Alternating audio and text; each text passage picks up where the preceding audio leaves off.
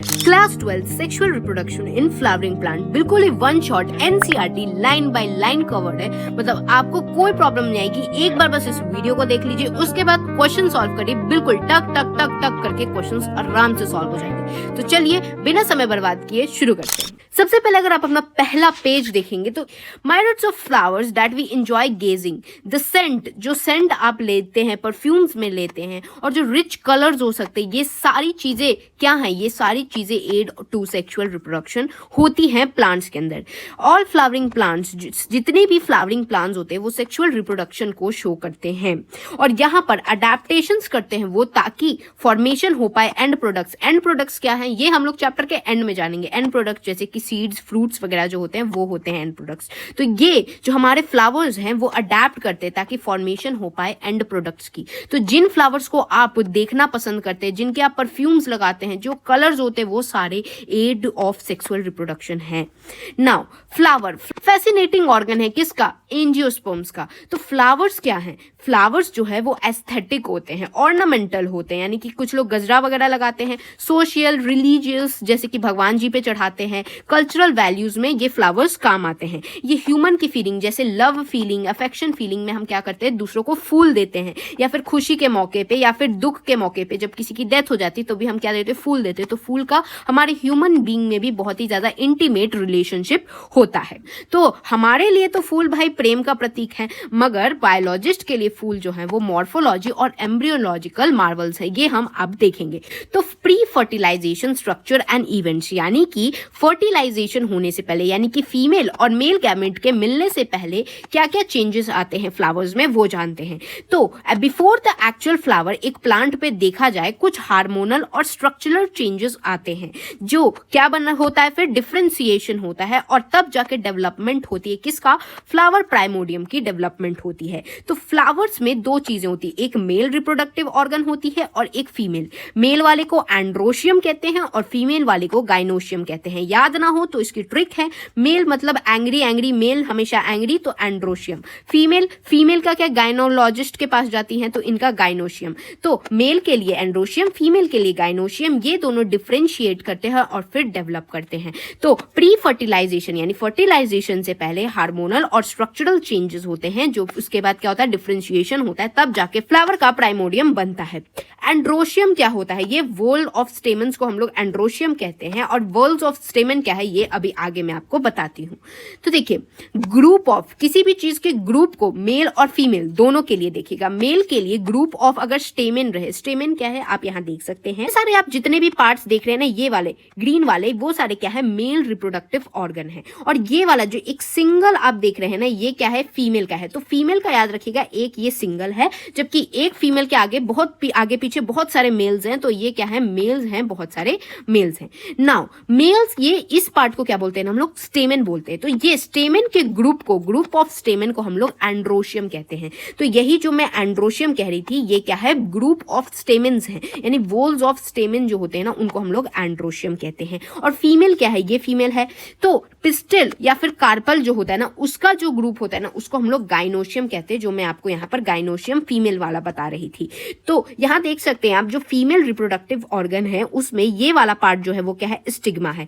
ये जो आप लंबा सा पार्ट देख रहे हैं दैट इज स्टाइल, और ये वाला जो पार्ट देख रहे हैं दैट इज ओवरी। इसको और हम लोग डिटेल में पढ़ेंगे, अभी के लिए याद कर लीजिए कि ये क्या होगा? स्टिग्मा होगा। बीच में ये लंबा सा होगा, वही स्टाइल मारेगा भाई, घूम घूम के स्टाइल मारेगा। तो ये वाला क्या पार्ट है? स्टाइल है, और फीमेल ही स्टाइल मारती हैं।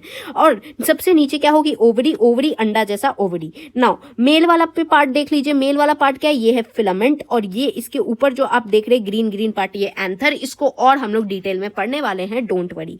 यहाँ पर देखेंगे ये वाला पार्ट जो है वो सेपल होता है, और ये वाला जो कलरफुल पार्ट आपको फूल का दिखता है ना, ये कलरफुल पार्ट जो होता है वो पेटल होता है। तो सेपल क्या है? ये जो ग्रीन वाला पार्ट दिखता है, और पेटल क्या है? ये वाला पार्ट दिखता है। तो अब आपको समझ आ जाना चाहिए। तो जो सेपल होता है, सेपल के ग्रुप को हम लोग कैलेक्स कहते हैं, और पेटल के ग्रुप को हम लोग कोरोला कहते हैं। तो ये जो सेपल, बहुत सारे सेपल्स के जो ग्रुप होते हैं ना, इनको हम लोग क्या बोलेंगे? कैलेक्स बोलेंगे। और ये जो आपको पेटल्स दिख रहे हैं, ये ब्यूटीफुल कलरफुल पेटल्स दिख रहे हैं, इसको हम लोग ग्रुप को कोरोला बोलेंगे। तो पेटल्स क्या होते हैं, कलरफुल होते हैं, तो कलर वाले कोरोला, और सेपल्स क्या होते हैं, कैलिक्स हो जाएंगे। नाउ अब डिटेल में बात करते हैं मेल रिप्रोडक्टिव ऑर्गन की। तो मेल रिप्रोडक्टिव ऑर्गन मैंने आपको बताया ये क्या है, मेल रिप्रोडक्टिव ऑर्गन है स्टेमन का ग्रुप, दैट इज एंड्रोशियम कहते हैं। इसमें क्या है, एक तो फिलामेंट है और दूसरा क्या है, एंथर्स आपको मिलेंगे।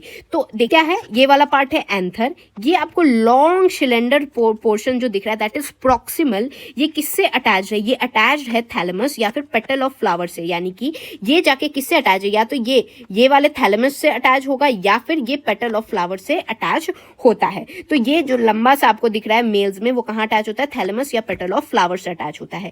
ये जो आप एंथर देख रहे हैं ना, एंथर में लॉन्गिट्यूडनल ग्रुप जो कि सेपरेटेड थीकाज होते हैं, ये अलग अलग थीकाज में पाए जाते हैं, यानी बाई लोब्ड होते हैं, 2 लोब्स होते हैं इसमें, टर्मिनल यानी कि डाइथीकस इसको कहा जाता है। अभी भी समझ रहे हैं तो आगे मैं और क्लियर डायग्राम लाई हूं, तो बस इसको अभी तक इतना समझिए कि जो एंथर है, एंथर में सेपरेट थीकाज होते हैं जहां लॉन्गिट्यूडनल ग्रोव्स होते हैं जो बाई लोब्ड होते हैं, इसका मतलब। अब देखिए ये जो नंबर यानी कि कितने होंगे, ये वाले नंबर्स ये डिफरेंट होते हैं, और साथ में कितना लेंथ होगा कि ये इतना लंबा होगा, कोई इतना लंबा होगा, कोई इतना लंबा होगा, ये किस पे डिपेंड करता है, ये सब चीजें वेरिएबल होती है, हर फ्लावर में अलग अलग होती है। यहां पर अगर आप देखेंगे तो यहाँ 3 डायमेंशनल कट सेक्शन दिखाया है एंथर का, तो यानी ये वाले पार्ट को जब कट किया गया, 3D कट किया गया, तो आपको यहाँ पर 4 घर दिख रहे हैं। ये 4 घर क्या है, ये 4 घर है माइक्रोस्पोरेंजियम है, और इनके अंदर क्या है, पोलन सैक्स और पोलन ग्रेन्स, ये और डिटेल में पढ़ेंगे, ठीक है। और ये जो कट है ये क्या है, लाइन ऑफ डाइहेंसेंस है, और ये 4 साइडेड ट्रायगोनल स्ट्रक्चर बनाते हैं। तो आपने क्या देखा कि इसके एंथर के अंदर बाई लोब्ड है, यानी कि इनमें 2 लोब्स होते हैं, ठीक है। तो जब आप इसको कट करेंगे तो इसमें और 4 घर हैं, वो 4 घर क्या है, माइक्रोस्पोरेंजियम है। अब थोड़ा सा इसके माइक्रोस्पोरेंजियम के हम स्ट्रक्चर को देखेंगे, तो एक टिपिकल माइक्रोस्पोरेंजियम जो होता है वो नियर सर्कुलर आउटलाइन, यानी कि ये जो आपको सर्कुलर आउटलाइन होता है ना, इसके पास आपको दिखेगा, और इसके पास होती हैं 4 वॉल्स। तो 4 वॉल्स क्या होती है, पहली होती है एपिडर्मिस, दूसरी होती है एंडोथीसियम, तीसरी होती है मिडिल लेयर, और फिर यहाँ पर जो होती है वो होती है टेपिटम, और इसके अंदर क्या प्रेजेंट होता है, स्पोरोजेनस टिश्यू प्रेजेंट होता है। तो जो एपिडर्मिस, एंडोथीसियम और जो मिडिल लेयर होती है, यानी कि ये और ये अंदर वाली जो लेयर होती है, ये क्या होती है, प्रोटेक्शन के काम आती है।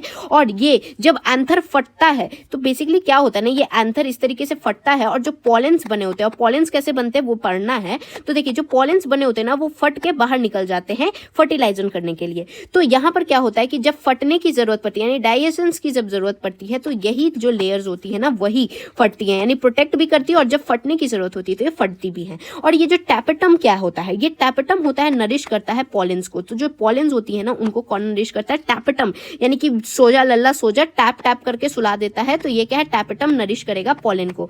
तो जो चीज नरिश करती है दूसरों को, दूसरों का प्रोटेक्ट कर रही, दूसरों की केयर कर रही, जैसे अपनी माँ केयर करती है बच्चों की, तो वो क्या होती है, बहुत दिलवाली होती है। तो उसी तरीके से जो टैपेटम है वो क्या होगा, उसके पास डेंस साइटोप्लाज्म होगा और एक से ज्यादा न्यूक्लियस होगा, मतलब बहुत दिल वाला है ये। तो टैपेटम नरिश करता है पॉलेन को, वो क्या होगा, उसके पास डेंस साइटोप्लाज्म होगा और एक से ज्यादा न्यूक्लियस होगा, और बीच में क्या प्रेजेंट होगा, स्पोरोजेनस टिश्यू। स्पोरोजेनस टिश्यू जो होते हैं वो कंपैक्टली अरेंज होते हैं होमोलोगस सेल, जहां पर जो एंथर होता है, जब एंथर जो ये डेवलप होता है, यानी आपने जो यहाँ पर एंथर देखा, एंथर जब डेवलप होता है तो क्या होता है कि ये जो स्पोरोजेनस टिश्यू होते हैं वो मायोटिक डिवीजन करते हैं। मायोटिक डिवीजन करके ये माइक्रोस्पोर टेट्राइड बनाते हैं। टेट्राइड यानी कि इस तरीके से 4 घर माइक्रोस्पोर टेट्राइड बनाते हैं, और फिर ये डिहाइड्रेट होके एक मैच्योर एंथर बनके क्या बनाते हैं, पॉलन ग्रेन्स, यानी एक माइक्रोस्पोर जो टेट्राइड होते हैं उनमें 4 पॉलन ग्रेन्स होते हैं। अब आपको समझ आ जाना चाहिए कि यहाँ पॉलन ग्रेन्स बनता कैसे है। तो इसके अंदर जो स्पोरोजेनस टिश्यू होते हैं, जो कि कंपैक्टली अरेंज होमोलोगस सेल होते हैं, यहाँ पर जब एंथर डेवलप करता है,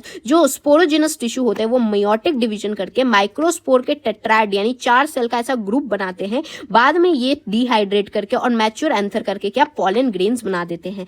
नाउ अब आप यहाँ पर आपकी एनसीईआरटी का डायग्राम भी देख सकते हैं, तो अब आपको बिल्कुल क्लियर हो जाना चाहिए। ये 4 लेयर्स हैं, एक क्या है एपिडर्मिस मैंने बता दिया, फिर क्या है एंडोथीसियम मैंने आपको बता दिया, ये मिडिल लेयर इसके बीच में पाया जाएगा, इसमें एक माइक्रोस्पोर मदर सेल MMC होता है, और ये टैपेटम क्या होता है, ये नरिश करता है पॉलन को। अब माइक्रोस्पोरोजेनेसिस क्या होता है, ये एक ऐसा प्रोसेस होता है जहां फॉर्मेशन ऑफ माइक्रोस्पोर होते हैं पॉलन मदर सेल से।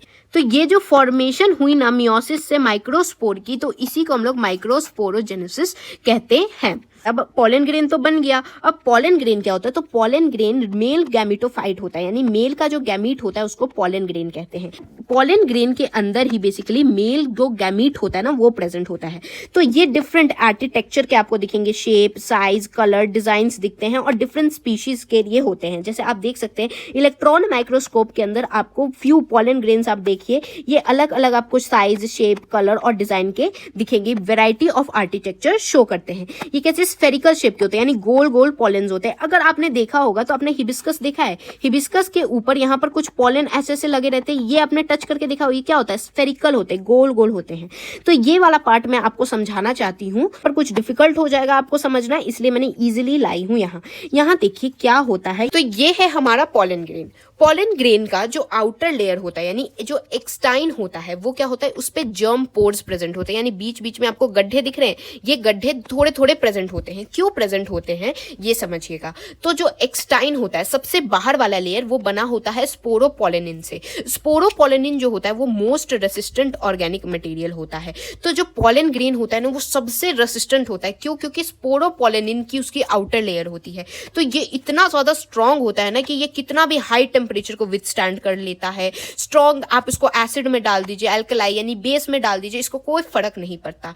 कोई भी एंजाइम इसको, यानी कि स्पोरोपोलेनिन यानी कि बाहरी लेयर को पॉलन ग्रेन की डिग्रेड नहीं कर सकती है। तो आप सोचेंगे कि जब इसकी बाहरी लेयर को कोई डिग्रेड नहीं कर सकती है तो इसके अंदर तो है मेल गैमीट। तो जब मेल गैमीट फीमेल गैमीट से मिलेगा तो ये मेल गैमीट बाहर कैसे आएगा जब ये अनडिस्ट्रक्टेबल है? तो इनके बीच में भगवान जी ने इतना सोच समझ के जगह भी छोड़ी हुई थी, कुछ जर्म पोर्स छोड़े हुए थे जहां स्पोरोपोलेनिन नहीं दिया, जिससे कि चीजें अंदर की बाहर जा पाए। ठीक है, ये रेसिस्टेंट होता है लेकिन कंप्लीटली नहीं, कुछ जगह पे जर्म पोर्स प्रेजेंट होते हैं। फिर इंटाइन की बात की जाए तो इंटाइन में क्या होता है? थिन और कॉन्टिन्यूअस होता है। मतलब जो एक्सटाइन था वो था कॉन्टिन्यूअस नहीं था, वो बीच बीच में कहीं कहीं से जगह छोड़ी हुई थी। लेकिन इंटाइन अंदर वाला तो थिन एंड कॉन्टिन्यूअस होता है। ये किससे बनता है? सेलुलोज और पेक्टिन से बना हुआ होता है। अब आप क्या देखेंगे, यहां पर वैक्यूल्स प्रेजेंट है और न्यूक्लियस प्रेजेंट है। अब पोलन ग्रेन करेगा मैच्योर, यानी अब धीरे धीरे ये बड़ा होगा तो आप यहां देखेंगे एसिमेट्रिकल स्पिंडल की फॉर्मेशन होगी। फिर यहां पर ये दो तरीके में बट जाता है अंदर ही अंदर, एक होता है वेजिटेटिव सेल और दूसरा जेनरेटिव सेल में बट जाता है। जहां आप देखेंगे कि जो वेजिटेटिव सेल है ये ज्यादा है, इसके पास फूड इसको ज्यादा रहता है और इरेगुलर न्यूक्लियस, आपको न्यूक्लियस टेढ़ा मेढ़ा दिख रहा है तो वेजिटेटिव वाले में बिगर होता है ये जेनरेटिव वाले से। जेनरेटिव क्या होता है? इसके पास डेंस साइटोप्लाज्मिक न्यूक्लियस होता है, छोटा सा ही जगह ये लेता है और ये साइटोप्लाज्म के अंदर ही फ्लोट करता रहता है। ये स्पिंडल्स होते हैं इसके पास। तो ऐसे याद रख लीजिए, जो वेजिटेटिव है तो जो वेजिटेबल्स होते हैं वो ज्यादा लोग वेजिटेरियन होते हैं, कम ही लोग नॉनवेज खाते हैं, तो वेजिटेटिव जो सेल होगा वो ज्यादा होगा और जो जेनरेटिव सेल ऑब्वियसली फिर कम हो जाएगा। तो जेनरेटिव सेल जो जनरेट करा रहा है उसके पास तो साइटोप्लाज्म डेंस और न्यूक्लियस डेंस होना चाहिए। तो ये है हमारा पॉलन ग्रेन का कैसे चीजों की फॉर्मेशन होती है। और एंड में आप यहाँ एक लाइन देखेंगे, यहाँ क्या गिवन है कि 60% एंजियोस्पर्म्स में 60% जो पॉलेंस होते हैं वो 2 सेल स्टेज पे ही गिर जाते हैं, लेकिन जो बचे हुए 40% है उनमें 3 सेल स्टेज आता है। ये क्या होता है? 2 सेल स्टेज में क्या होता है? एक वेजिटेटिव और एक जनरेटिव सेल होता है, यानी एक वेजिटेटिव और एक जनरेटिव, इस तरह के सेल पे ही मोस्टली 60% एंजियोस्पर्म्स टूट जाते हैं। लेकिन बाकी जो बचे हुए थे यानी 40% वाले क्या होते? 3 सेल स्टेज में जाते हैं। यानी क्या हो जाता है ना, एक तो वेजिटेटिव चीजें रहेंगी, यानी एक वेजिटेटिव सेल होता है, लेकिन जो जनरेटिव सेल होता है ना वो माइटोसिस करके 2 गैमीट बनाता है, 2 मेल गैमीट बनाता है। तो इससे 2 मेल गैमीट की एक्स्ट्रा फॉर्मेशन होती है, तो 1 + 2 = 3 सेल स्टेज हो जाती है। तो ये वाला आपका एनसीईआरटी का पैराग्राफ भी खत्म हो गया। अब देखिए, पॉलन ग्रेन जो होते हैं ना वो बहुत सारे सीवियर इन्फेक्शंस होते हैं ना वो कॉज करते हैं, जिससे कि क्रॉनिकल रेस्पिरेशन जैसे कि अस्थमा और ब्रोंकाइटिस हो सकता है। तो बहुत लोग को ऐसे सुना होगा कि मुझे पॉलन ग्रेन से एलर्जी है, तो ये इसी के कारण होता है, क्योंकि एलर्जीज और कुछ लंग्स में इन्फेक्शंस होते हैं इनके कारण कॉज होते हैं। जैसे कि तो जो पार्थेनियम या कैरोट ग्रास होता है ना वो जो इंपोर्ट यानी जो बाहर से वीट आता है ना उसके साथ मिल के गलती से कॉन्टेमिनेट होके आ गया था इंडिया में, और आके इसने ऑबिक्यूटियस इन ऑकरेंस होने के कारण ये क्या हो गया कि ये पॉलन एलर्जी को कॉज करने लगा। तो पॉलन एलर्जी किसके? पार्थेनियम या कैरोट ग्रास, जो कि गलती से वीट के साथ आ गया था मिक्स होके। ये तो हो गया कि चलो बुराई कर ली थोड़ी सी। तो अब थोड़ी सी इसकी अच्छाई भी कर लेते हैं। तो देखिए जो पॉलन ग्रेन होते हैं उनमें न्यूट्रिएंट्स बहुत पाए जाते हैं। तो क्या होते हैं ना, पॉलन के टैबलेट्स बनाए जाते हैं। जैसे वेस्टर्न कंट्रीज में पॉलन प्रोडक्ट्स बहुत ही यूज किए जाते हैं, जैसे सिरप्स, दवाइयाँ होती हैं और बहुत सारी चीज़ों में ऐसे यूज किया जाता है जो आप पिक्चर में देख सकते हैं। क्रीम बनता है, यहाँ एनर्जी शेक है, ये कुछ एक्सट्रैक्ट है, पॉलन एक्सट्रैक्ट, ये पॉलन बी का, पॉलन का कुछ प्रोडक्ट्स आपको दिखने को मिलेंगे। यहाँ देखिए पॉलन बी इंग्लैंड का 30 टैबलेट का है, जहाँ पर नेचुरल बी कलेक्टेड पॉलन जो होते हैं उनको टाइनी गोल्ड पॉड्स के अंदर डाल के दिया गया है। तो आपसे ये क्वेश्चन भी पूछा जा सकता है कि बताइए क्या क्या चीजें बनती है पॉलन से। तो क्या वेस्टर्न कंट्रीज में पॉलन प्रोडक्ट्स जैसे सिरप्स वगैरह बनते हैं, क्रीम बनती है, एनर्जी शेक बनती है, एक्सट्रैक्ट्स का कुछ चीजें बनती हैं, यहाँ पर देखिए टैबलेट्स बने हुए हैं। इससे क्या होता है ना, इंक्रीज किया जा सकता है परफॉर्मेंस ऑफ एथलीट्स और रेस हॉर्सेस। जो रेस हॉर्सेस होते हैं इनको यही पॉलन की चीजें दी जाती है क्योंकि ये बहुत ही रिच इन न्यूट्रिएंट्स होते हैं। अब देखिए एक बार ये शेड कर गए, यानी कि अपने जो एंथर है, एंथर के अंदर थे, एंथर से जब टूट के ये बाहर निकल गए, यानी कि अब ये अपनी जर्नी फीमेल तक पहुंचने की जर्नी शुरू कर चुके हैं। एक बार ये शेड कर दिए तो इनको अब स्टिग्मा पे लैंड करना रहेगा, इससे पहले कि वो अपनी वायबिलिटी को लूज कर दे। अब समझिए स्टिग्मा क्या है, ये मैंने आपको बताया था, ये होता है फीमेल रिप्रोडक्टिव ऑर्गन। यहाँ पर प्रेजेंट होगा स्टिग्मा, ये है हमारा स्टाइल और ये है ओवरी। तो ये जो है स्टिग्मा, इससे पहले कि जो पॉलन है वो मर जाए, यानी कि इससे पहले कि पॉलन की जिंदगी खत्म हो जाए, उससे पहले उसको अपनी फीमेल तक पहुंचना है। जब वो अपनी फीमेल तक कहां पहुंचेगा, वो पहुंचेगा स्टिग्मा पे पहुंचता है फीमेल। तो स्टिग्मा पे पहुंचने से पहले उसकी कहीं वायबिलिटी खत्म ना हो जाए, यानी कि कहीं वो मर ना जाए। तो कब तक वो जिंदा रहता है ये भी बहुत ही वेरिएबल होता है कि कुछ प्लांट्स में वो कितने दिन तक जिंदा रहता है। जैसे कि ये डिपेंड करता है टेम्परेचर और ह्यूमिडिटी पे, यानी कि जितना टेम्परेचर होगा और डिफरेंट ह्यूमिडिटी पे ये डिफरेंट जो होंगे वो जिंदा रहते हैं। जैसे कि कुछ सीरियल्स, जैसे कि जो चावल होते हैं, व्हीट होते हैं, उसमें पॉलन ग्रेन्स अपनी वायबिलिटी 30 मिनट के अंदर ही लूज कर देते हैं, यानी कि 30 मिनट के अंदर अंदर ही इसको अपनी फीमेल चाहिए। अगर नहीं मिलती है तो ये बेचारा मर जाता है। अब जैसे कि कुछ मेंबर्स जैसे रोसिएजेस, लेग्यूमिनेजेस और जो सोलियनेसेस होते हैं ये मंथ तक जिंदा रहते हैं। तो ये अपनी मंथ तक अपनी फीमेल को ढूंढते रहते हैं, अगर नहीं मिला मंथ के बाद वो मरते हैं। तो जो राइस, व्हीट वगैरह ये क्या है, इनके पॉलन 30 मिनट के अंदर बोलते हैं फीमेल मिले, ना मिले तो मैं मर गया। और रोसिएजेस, लेग्यूमिनेजेस और सोलियनेसेस जो है वो कहते हैं ठीक है महीने तक तो इंतजार कर लेंगे।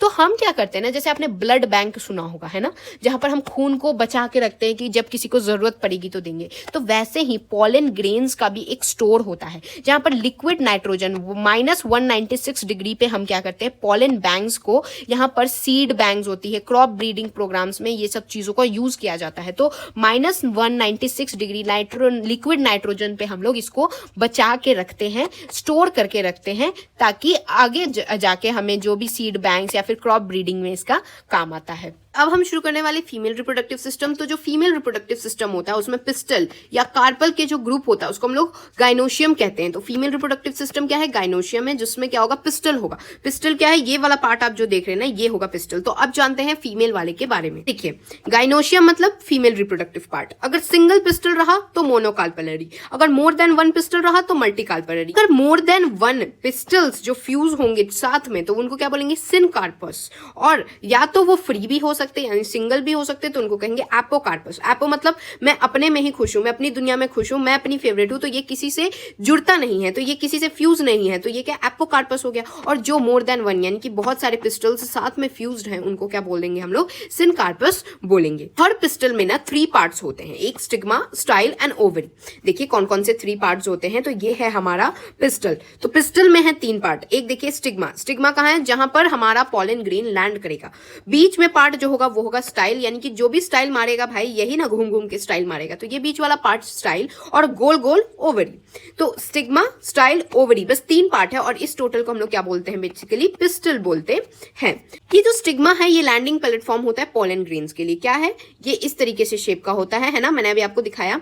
तो यहां पर आके पॉलन ग्रेन लैंड करेगा। तो आप बोलेंगे कि यहां क्यों नहीं लैंड कर सकता, यहां क्यों नहीं लैंड कर सकता, यहां भाई आप ही सोचिए, सबसे टॉप पे आके लैंड करेगा। सबसे टॉप पे क्या है, स्टिग्मा। तो स्टिग्मा पे क्या आके जाके पॉलन ग्रेन लैंड करता है। फिर जो स्टाइल है, ये जो आप स्टाइल मारने वाली चीज देख रहे हैं, लंबी सी पार्ट, ये क्या है, एक इलोंगेटेड सिलेंडर पार्ट है। और उसके सबसे एंड में क्या है, ये ओवरी गोल गोल बल्ज्ड, आपको मोटा सा दिख रहा है, तो ये क्या है, ओवरी क्या है, बेसल बल्ज्ड पार्ट होता है। इसके अंदर, ओवरी के अंदर क्या प्रेजेंट होता है, ovarian cavity that is locule present होता है। तो इस ओवरी के अंदर अगर आप देखेंगे तो क्या है, ओवेरियन कैविटी होगा या लॉक्यूल प्रेजेंट होगा। इसको इस तरीके से जूम करके भी यहां दिया हुआ है, ये भी अभी हम पढ़ने वाले हैं। ओवरी किससे अटैच है, थैलेमस से। तो ये थैलेमस नहीं है पिस्टल का पार्ट, ओवरी, स्टाइल और स्टिग्मा है, ये तो बस अटैच्ड है थैलेमस से, ये कंफ्यूज मत हो जाएगा। तो इस स्टिग्मा को इसने जूम करके यहाँ आपको दिखा रखा है, जहां पर ये जो पार्ट दिख रहे हैं ना, यही पार्ट है हमारे पॉलन ग्रेन के लैंड होने का। और ये क्या, सिनकार्पस ओवरी है। सिनकार्पस मतलब क्या हुआ, सिनकार्पस का मतलब है कि मोर देन वन पिस्टल एक साथ फ्यूज्ड हैं। देखिए मोर देन वन पिस्टल जब एक साथ, ये मोर देन वन पिस्टल वाला फ्यूजन है। जो सिंगल पिस्टल फ्यूजन को एपोकार्पलरी कहते हैं ना, वो कुछ इस तरीके से होगा, ठीक है। और ये हो गया हमारा मोनो वाला, यानी एक ही पिस्टल है। ये जो आप देख रहे हैं, इसमें देख सकते हैं आप डिफरेंट पिस्टल्स हैं और एक साथ फ्यूज्ड हैं, तो ये क्या होता है, ये सिनकार्पस कंडीशन होता है। तो ओवरी के अंदर प्रेजेंट होता है ovarian cavity that is locule, locule में से ही निकलता है, यानी ओवेरियन कैविटी में ही क्या प्रेजेंट होता है, प्लेसेंटा प्रेजेंट होता है। और प्लेसेंटा से निकलता है मेगास्पोरेंजिया, जिसको हम लोग क्या बोलते हैं, ओव्यूल्स बोलते हैं। और नंबर ऑफ ओव्यूल्स, कितने ओव्यूल्स निकलेंगे एक ओवरी में से, ये हो सकता है या तो एक निकले, जैसे वीट, पैडी और मैंगो में निकलते हैं, या फिर मैनी निकल सकते हैं, जैसे पपाया, वाटरमेलन और ऑर्चिड्स में होते हैं। नहीं समझ आया तो आगे और चीजें और डिटेल में है तो आपको क्लियर हो जाएंगी। जो प्लेसेंटा से निकला था वो था मेगास्पोरेंजिया। तो अब मेगास्पोरेंजियम यानी ओव्यूल की बात करते हैं। तो ओव्यूल क्या होता है, एक स्मॉल स्ट्रक्चर होता है, कहां, प्लेसेंटा से अटैच होता है। किससे, किसी चीज से अगर किसी चीज को अटैच करना है तो बीच में कुछ होना चाहिए, तो बीच में होता है फनिकल। और द बॉडी ऑफ ओव्यूल जो होते हैं वो फनिकल से किस रीजन में अटैच होते हैं उसको हाइलम कहते हैं। इसको समझिए, ओव्यूल क्या है, एक छोटा सा स्ट्रक्चर है, किससे अटैच्ड है, ये है हमारा प्लेसेंटा। तो प्लेसेंटा से ये हमारा ओव्यूल अटैच्ड है, तो बीच में कुछ होगा, बीच में क्या अटैच कर रहा है, फनिकल इसको अटैच कर रहा है। और जहां से फनिकल, ये फनिकल है और ये है ओव्यूल, ओव्यूल और फनिकल का जो जुड़ने का पॉइंट है वो क्या है, हाइलम है। अब हाइलम क्या है, junction between ovule and funicle, यानी फनिकल और ओव्यूल के बीच का जो जंक्शन है, जो पॉइंट पे जुड़ रहा है, उसको क्या बोलेंगे, हाइलम बोलते हैं। ओव्यूल इतना इंपॉर्टेंट चीज है तो उसको कुछ प्रोटेक्ट करने के लिए चाहिए, तो एक या फिर दो प्रोटेक्टिव इन्वेलप्स इंटेगुमेंट्स होते हैं। इंटेगुमेंट्स क्या करते हैं, न्यूसिलस जो होता है, न्यूसिलस को इन्वेलप करते हैं। ये है हमारा न्यूसिलस, इस पे है एक कवरिंग। कवरिंग क्या है, कवरिंग है हमारे इंटेगुमेंट्स की। ये सिंगल भी हो सकती है, डबल भी हो सकती है, लेकिन यहां पर बीच में एक पॉइंट पे क्या होता है, एक स्मॉल ओपनिंग छोड़ी जाती है, दैट इज माइक्रोफाइलेंट। इसको आपको समझ आएगा कि इसका क्या इंपॉर्टेंस है, आगे मैं बताने वाली हूं। और ऑपोजिट टू माइक्रोफिलर एंड, यानी कि ये मान लीजिए यहां पर इस पॉइंट पे माइक्रोफिलर एंड है, तो इसके जस्ट ऑपोजिट यानी इस साइड पे क्या होता है, चलाजल एंड होता है, जो कि बेसल पार्ट ऑफ ओव्यूल को बताता है। इसको और क्लियर करने के लिए मैं डायग्राम भी लाई हूं। देखिए ये है हमारा ओव्यूल, ओव्यूल और ये क्या है, प्लेसेंटा। ओव्यूल और प्लेसेंटा, ये ओव्यूल ये प्लेसेंटा एक दूसरे से किससे अटैच है, ये अटैच है फनिकल से। ये फनिकल और ओव्यूल का मिलन वाला पॉइंट है, ये मैंने आपको क्या बताया था, ये है हमारा हाइलम है। ये जो हमारा ओव्यूल है, ओव्यूल के ऊपर एक कवरिंग होगी, एक या दो हो सकती है, लेकिन एक पॉइंट पे थोड़ा सा खाली छोड़ा होगा। क्यों, ताकि जब पॉलन ग्रेन आता है ना, तो इस तरीके से पॉलन ट्यूब की फॉर्मेशन होती है और ये घुस के इधर आता है। तो अगर सब जगह कवर बना देगा तो ये आएगा कहां से, तो आने के लिए एक पॉइंट छोड़ा जाता है, दैट इज एक स्मॉल ओपनिंग छोड़ी जाती है, दैट इज माइक्रोफिलर एंड छोड़ी जाती है। ये माइक्रोफिलर एंड के जस्ट ऑपोजिट यानी इसके जस्ट उल्टा होता है चलाजल एंड, जो कि बेसल पार्ट को बताता है, जहां कोई एंट्री नहीं होती है। तो देखिए जब पॉलन ट्यूब आएगा तो ये इस तरीके से आएगा, ये इधर आया और ये इधर तो कोई एंट्री का पॉइंट नहीं है, तो ये क्या बोलेगा, चला जा भाई। इसको क्या बोलेंगे, चलाजल एंड। ये यहां पर तो एंट्री, नो एंट्री, चला जा भाई। और यहां से क्या है, यहां से ये अगर इधर से आएगा तो यहां पर प्रेजेंट होता है हमारा माइक्रोफिलर एंड, एक स्मॉल ओपनिंग होती है जिससे पॉलन ग्रेन के पॉलन ट्यूब और यहां ओव्यूल का इंटरेक्शन हो पाए। तो ये वाला पॉइंट भी अब आपको क्लियर हो जाना चाहिए। इंटेगुमेंट्स के जो अंदर होंगे वो न्यूसिलस होंगे, तो ऑब्वियसली जो न्यूसिलस को कवर कर रहा था वो इंटेगुमेंट्स थे, और इंटेगुमेंट्स के अंदर क्या होगा, न्यूसिलस होगा। अब न्यूसिलस के जो सेल्स है ना, उनके पास अबंडेंट रिजर्व फूड मटेरियल होता है। ये न्यूसिलस जो है उनके अंदर क्या क्या चीजें प्रेजेंट होती है, एम्ब्रियो सैक या फिर फीमेल गेमेटोफाइट प्रेजेंट होता है, यानी इसी के अंदर हमारी फीमेल का जो एग यानी जो गेमीट होगा वो प्रेजेंट होगा। और ओव्यूल जो होता है ना, उसमें क्या होता है, सिंगल एम्ब्रियो सैक होता है फॉर्म्ड फ्रॉम मेगास्पोर। मेगास्पोर से क्या बनता है, एम्ब्रियो सैक होता है, और ये सिंगल होता है ओव्यूल के अंदर। देखिए ये जो मेगास्पोर की कैसे फॉर्मेशन हुई है, तो इसको ये होती है मेगास्पोरोजेनेसिस से, जो कि अभी हम जानते हैं। तो जब मैंने आपको मेल का बताया था तो मैंने बताया था कि एक मैक्रोस्पोरेंजियम होता है, माइक्रोस्पोरेंजियम 2n कंडीशन होता है, उसके अंदर क्या प्रेजेंट होता है, स्पोरोजेनस टिश्यू प्रेजेंट होता है जो 2n कंडीशन का होता है। फिर माइक्रोस्पोर मदर सेल बनता है 2n, और ये मियोसिस करके 4 माइक्रोफाइल इस तरीके से ग्रुप बनाते हैं। ये 4 माइक्रोफाइल स्पोरोफाइल फिर क्या करते हैं, मैच्योर होकर क्या बनाते हैं, पॉलन ग्रेन बनाते हैं, और पॉलन ग्रेन ही हमारा मेल गैमीट होता है। तो अब देखिए फीमेल में क्या होता है, यहाँ पर मेल में माइक्रो था, तो फीमेल हमेशा ही बढ़ चढ़ के हिस्सा लेती है कहीं भी, तो इसमें मेगास्पोरेंजियम रहेगा, और ये क्या होंगे, 2n कंडीशन होंगे, इनके पास 2 कवरिंग होती है, ठीक है। उसके बाद न्यूक्लियस जो होता है इसके पास क्या होगा, 2n कंडीशन होगा। फिर मेगास्पोर मदर सेल, यानी कि एक माँ आएंगी भाई, फीमेल के लिए एक माँ आना चाहिए, एक माँ आएंगी जो होंगी 2n कंडीशन के, ये करेंगी मियोसिस करके 4 मेगास्पोर बनाएंगी। यहाँ पर क्या होता है, माइक्रोस्पोरेंजियम से चीजें शुरू हुई थी तो 4 माइक्रोस्पोर बने थे, यहाँ मेगास्पोरेंजियम से चीजें शुरू हुई है तो 4 मेगास्पोर बनेंगे, यानी कि 4 NN कंडीशन के मेगास्पोर्स बनेंगे। ये जो मदर यानी कि ये मेगास्पोर मदर सेल जो 4 मेगास्पोर बना रही है, इसी को हम लोग मेगास्पोरोजेनेसिस प्रोसेस इसी को कहते हैं। और ये जो 4 मेगास्पोर जो है ये क्या करेंगे, उनमें से एक जो होगा वो फंक्शनल मेगास्पोर होगा, जो कि फीमेल गैमीट को बनाएगा, वो उसको क्या बोलेंगे हम लोग, एम्ब्रियो सैक बोलेंगे। और इसी को हम लोग कहते हैं मोनोस्पोरिक डेवलपमेंट, यानी 4 मेगास्पोर तो बना लेकिन उनमें से सिर्फ एक ही जो होंगे वो फंक्शनल होंगे, दैट इज एम्ब्रियो सैक बनाएंगे, दैट इज मोनोस्पोरिक डेवलपमेंट इसको कहते हैं। तो ये वाला पार्ट भी आपका क्लियर हो गया, मेगास्पोरोजेनेसिस क्या होता है। इनमें से फीमेल गैमीट क्या होंगे, जो फंक्शनल होगा वही होगा, एक ही उसमें फंक्शनल होता है, और बाकी के 3 यानी 4 टोटल बने थे उसमें से एक ही फंक्शनल हुआ और बाकी के 3 क्या हो जाते हैं, डिग्रेड हो जाते हैं। और यही फंक्शनल मेगास्पोर क्या बनाता है, फिर embryo sac that is female gametophyte बनाता है। अब ये वाला पार्ट जो है ना आपकी एनसीईआरटी में, इसको मैं बिल्कुल ही आसानी से लेके आई हूं, ये बिल्कुल भी कंफ्यूज नहीं हो रहा। बहुत बच्चे कंफ्यूज होते हैं यहाँ पर कि 7 न्यूक्लिएटेड क्या है, 7 सेल्ड कंडीशन क्या है, 4 न्यूक्लिएटेड 8 सेल्ड कंडीशन क्या है। इसको इतना आसान है ना कि बस आप अपनी बुक के साइड में भी नोट कर लीजिएगा, ऐसा कोई नहीं आपको समझाएगा। देखिए मेगास्पोर जो होता है, ये जो अभी मेगास्पोर बना ना, ये मेगास्पोर करता है डिवीजन, ये फ्री न्यूक्लियर डिवीजन करता है, यानी माइटोटिक डिवीजन करता है। जब ये मेगास्पोर एक बना था है ना, 4 बने थे, उनमें से 3 जो थे वो डिग्रेड हो गए थे, एक बच गया था, तो जो एक बचा था ना वो ये वाला सेल है। अब ये वाला सेल क्या करेगा, फ्री न्यूक्लियर डिवीजन करेगा, यानी ये न्यूक्लियस को 2 पहले तो बनाएगा, फिर 2 से क्या बनाएगा, 4 बनाएगा, 4 से क्या बनाएगा, 8 बनाएगा, ठीक है। तो ये क्या हो गया, 8 न्यूक्लिएटेड कंडीशन हो गया। अब ये इस तरीके से है, तो अब सेल करेगा कि भाई ऑर्गेनाइज कर लेते हैं चीजों को, जहां पर जो चीज रहनी चाहिए वो कर देते हैं। तो 8 जो न्यूक्लियस है ना, सेल ऑर्गेनाइज करता है। तो सेल किस तरीके से ऑर्गेनाइज करता है, 3 को ऊपर भेज देता है, 3 को नीचे भेज देता है, और 2 को साथ में लगा देते हैं। तो टोटल कितने हुए, 1 2 3 4 5 6 7 एंड 8। तो 8 न्यूक्लियस हैं, लेकिन 3 ऊपर चले जाते हैं, 3 नीचे चले जाते हैं, और 2 वाले साथ में कर देता है ये, ठीक है।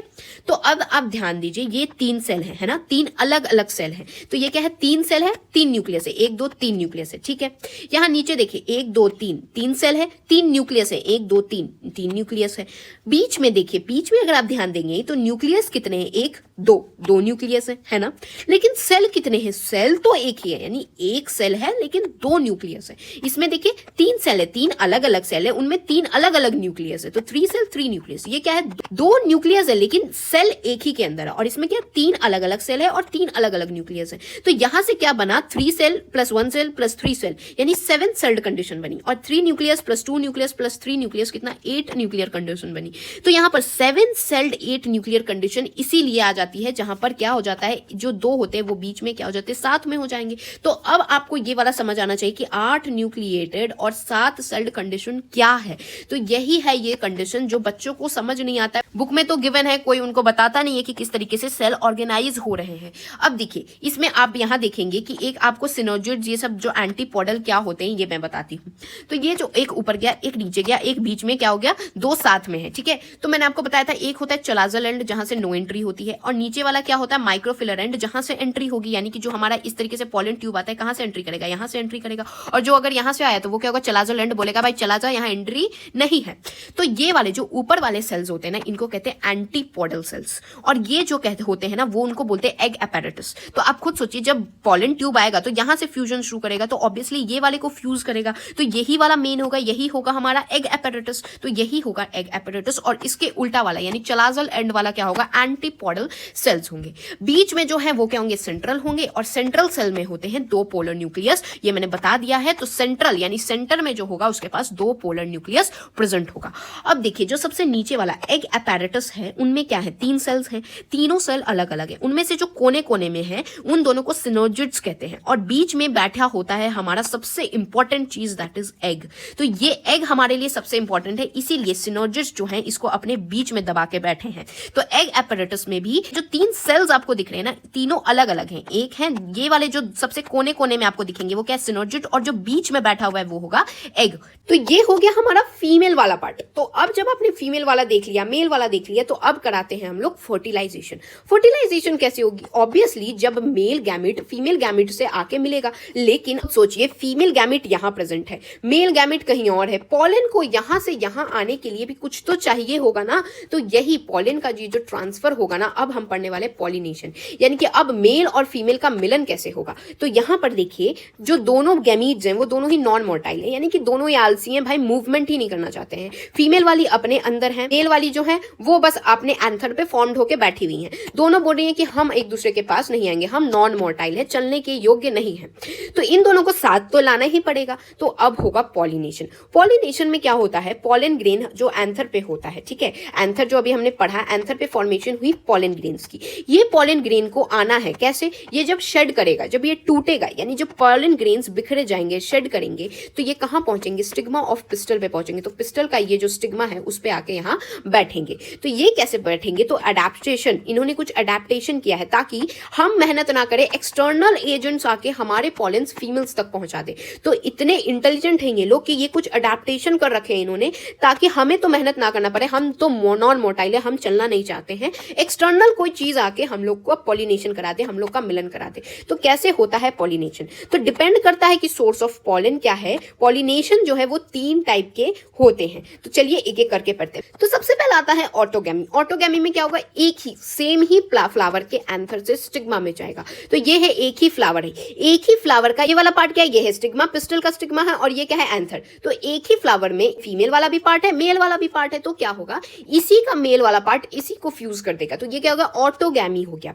ठीक है, कंप्लीट ऑटोगैमी जो होती है, यानी कि कंप्लीटली जो मेल वाला है वो फीमेल वाले को ही फ्यूज करे, वो भी सेम फ्लावर में, ये क्या होता है, ये बहुत ही रेयर चांसेस होते हैं। क्यों, डिफरेंट कंडीशंस बनते हैं कि पॉलन की फॉर्मेशन और इसका जो होना चाहिए वो बिल्कुल सिंक्रोनाइज्ड होना चाहिए, तभी तो दोनों साथ हो जाएंगे। उसके बाद क्या होनी चाहिए, एक तो पास पास होनी चाहिए, अगर दूर दूर होंगे तो कैसे होंगे। तो यानी कि इसमें ये भी कंडीशन होता है कि पास पास चीजें होनी चाहिए। जैसे कि आप देखेंगे वोइला जो कॉमन पेंसी होता है और जो ऑसिलिस और कॉमेनिला होता है, उसमें ये चीजों को आपको देखने को मिलेगा, लेकिन ये बहुत ही रेयर चांसेस। तो देखिए एक आता है चेस्मोगैमस कंडीशन और एक आता है क्लाइस्टोगैमस कंडीशन। चेस्मोगैमस कंडीशन में क्या होता है, यहाँ पर सिंगल फ्लावर की ही बात हो रही है, लेकिन चेस्मोगैमस यानी चेज किसी चीज को पकड़ रहा है, यानी कि ये क्या है ना, दूसरों के पीछे भी भागता है। तो इसमें क्या होगा चेस्मोगैमस में कि जो फीमेल है वो किसी और मेल से भी फर्टिलाइज हो सकती है और मेल जो है वो किसी और फीमेल को भी फर्टिलाइज कर सकता है। लेकिन जो क्लाइस्मोगैमस होता है ये बोलता है क्लोज कर देते हैं चीजों को,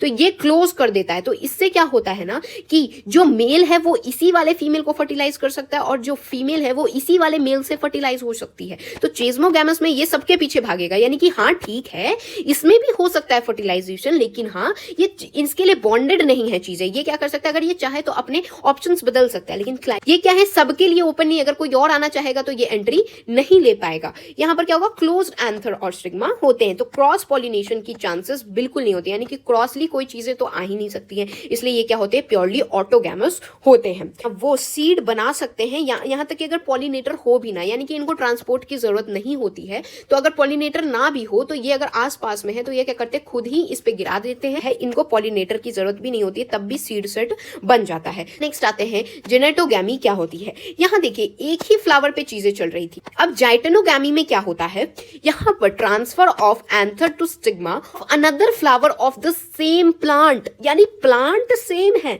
पर फ्लावर डिफरेंट है। इसमें फ्लावर सेम था, यानी इसके एंथर का पॉलन जो है वो जाके इसके स्टिग्मा को फर्टिलाइज कर रहा है और इसका स्टिग्मा जो है वो किससे फर्टिलाइज हो रहा है, इसके पॉलन से फर्टिलाइज हो रहा है। तो ये क्या है, एक ही प्लांट है लेकिन फ्लावर डिफरेंट है। तो ये क्या होते हैं, क्रॉस पॉलिनेशन होते हैं, जिसमें पॉलिनेटिंग एजेंट की जरूरत पड़ेगी। ऑब्वियसली भाई एक जगह से दूसरी जगह ले जाना है, यहाँ तो जरूरत नहीं पड़ी थी, एक ही फूल के अंदर था, लेकिन यहाँ पर क्या होगा, एक फूल है दूसरे फूल के अंदर ले जाना है, तो आपको कोई चीज तो एक्सटर्नल लगेगा ही। तो यहाँ पर अगर आप जेनेटिकली चीजों को देखेंगे ना, तो यहाँ पर ऑटोगैमी हो रही है, जहां पर सेम ही प्लांट से तो चीजें आ रही हैं। आप ही देखिए सेम ही प्लांट में हो रही है, बस फ्लावर्स ना डिफरेंट है, इसलिए जेनेटिकली अगर आप देखेंगे तो ये तो ऑटोगैमी ही हो रही है। लेकिन ऐसे देखा जाए तो क्रॉस पॉलिनेशन हो रहा है, जहां डिफरेंट डिफरेंट फूल इन्वॉल्व है।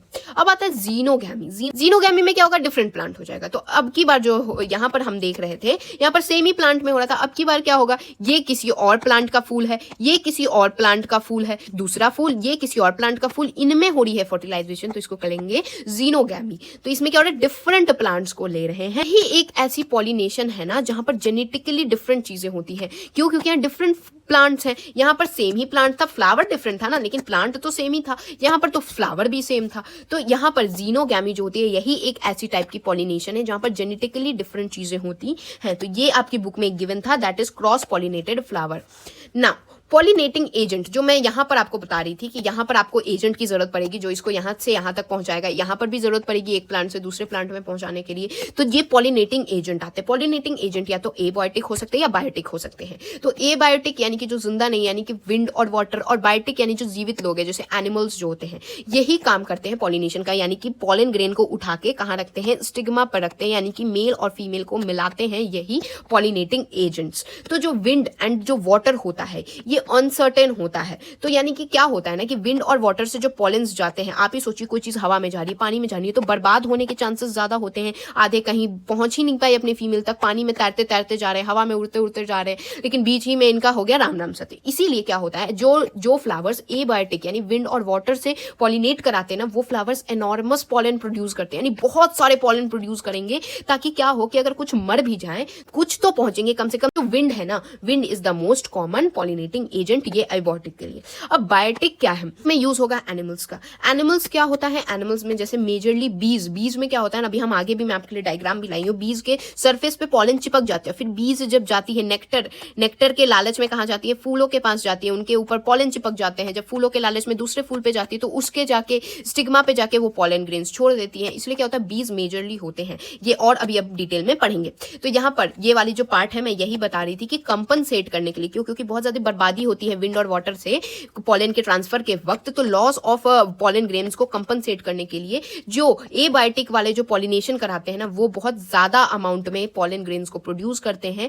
जितने नंबर ऑफ ओव्यूल्स अवेलेबल है, ओव्यूल जितने अवेलेबल है उससे कई गुना ज्यादा यहाँ पर पॉलन की प्रोडक्शन होती है। तो सबसे पहले अभी विंड को डिस्कस करेंगे, फिर वाटर को डिस्कस करेंगे, फिर एनिमल को डिस्कस करते हैं। तो विंड को अगर आप देखेंगे तो ये मोस्ट कॉमन है एबायोटिक पॉलिनेशन में, यानी कि जो एबायोटिक पॉलिनेशन में वाटर से ज्यादा विंड का यूसेज होता है। विंड में क्या क्या, जैसे कि कॉर्न कॉब होता है, और कॉमनली ग्रासेस में ये सब चीजें यूज होती है। इसमें क्या होता है ना कि लाइट वेट पॉलेंस, आपको सोचिए किसी को हवा से उड़ा देना है, तो हवा से उड़ाने के लिए वो क्या होना चाहिए, लाइट वेट होना चाहिए पॉलन ग्रेन्स, और लाइट वेट होने के साथ नॉन स्टिकी होना चाहिए। हवा में अगर मॉइस्चर रहेगा तो वो भारी हो जाएगा, तो नॉन स्टिकी पहले तो होने चाहिए और लाइट वेट होनी चाहिए, तभी तो हवा से वो पॉलन उड़ेगा। तो जब पॉलन होगा वो लाइट वेट होना चाहिए, नॉन स्टिकी होना चाहिए, और तब जाके वो विंड करंट यानी हवा के अनुसार वो उड़ जाएगा। इसमें क्या होता है, वेल एक्सपोज्ड स्टेमेंस होते हैं। स्टेमेंस जो होते हैं वो वेल एक्सपोज्ड होते हैं, यानी कि बाहर पूरा आपको दिखेंगे वो चीज। क्यों? क्योंकि हवा को जब तक दिखे, अगर वो छुपा के अपने पास रख लेंगे तो उड़ के कैसा जाएगा, तो इसलिए वो एक्सपोज रखते कि जैसे ही हवा आए ये उड़ जाए मेरे पार्ट से। जो विंड पॉलिनेटर से पॉलिनेट होती है ना स्टिग्मा, ये जो स्टिग्मा होता है ये बहुत ही ज्यादा फेदरी होते हैं। फेदरी मतलब इन पे बहुत ज्यादा फेदर्स लगे रहते हैं, ताकि क्या हो कि जैसे ही पॉलन आसपास भी आए ना, तो थोड़ा सा भी आसपास आए, देखिए अगर चिकना रहेगा, बिल्कुल चिकना चिकने रहेंगे तो ये क्या होगा, पॉलन फिसल जाएगा। तो ये क्या कर देते, खुद को फेदरी बना देते ताकि कोई भी पॉलन आए ना तो तुरंत ट्रैप हो जाए हवा से जो भी पॉलन ग्रेन्स आए। विंड पॉलिनेटर वाले जो फ्लावर्स होते हैं उनके पास सिंगल ओव्यूल हर ओवली में और न्यूमरस फ्लावर्स होते हैं, किसमें, इनफ्लोरेसेंस में।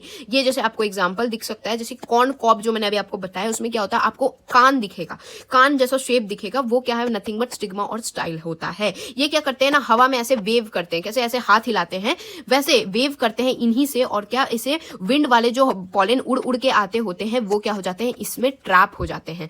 तो यहाँ पर जो कॉर्न कॉब है ये क्या करता है, वेव करता है विंड में, तब जाके पॉलन ग्रेन्स ट्रैप होते हैं। अब वाटर वाला बहुत ही रेयर केस है। बस 30 जेनेरा यानी 30 जेनेरा के आसपास की चीजें ही ये करती है। मोस्टली मोनोकोटिलेडन्स जो होते हैं ना, वो वाटर वाला पॉलिनेशन को प्रेफर करते हैं। जो लोअर प्लांट ग्रुप यानी जो बहुत ही नीचे वाले प्लांट ग्रुप होते हैं ना, वो मोस्टली वाटर का यूज करते हैं, जैसे कि एल्गी हो गया, ब्रायोफाइट्स हो गया, पेट्रोफाइट्स हो गया, ये सारी चीजें यूज करते हैं। और ये लिमिटेड ही है, क्यों, क्योंकि यहाँ पर वाटर का नीड होता है, इसलिए रेयर केस आ जाता है। बिल्कुल इनको पानी ही चाहिए। हवा तो आपको हर जगह मिल जाएगी, लेकिन पानी क्या होगा, आपको कहीं कहीं मिलेगी, तो ये क्या होगा, रेयर यूज में होते हैं।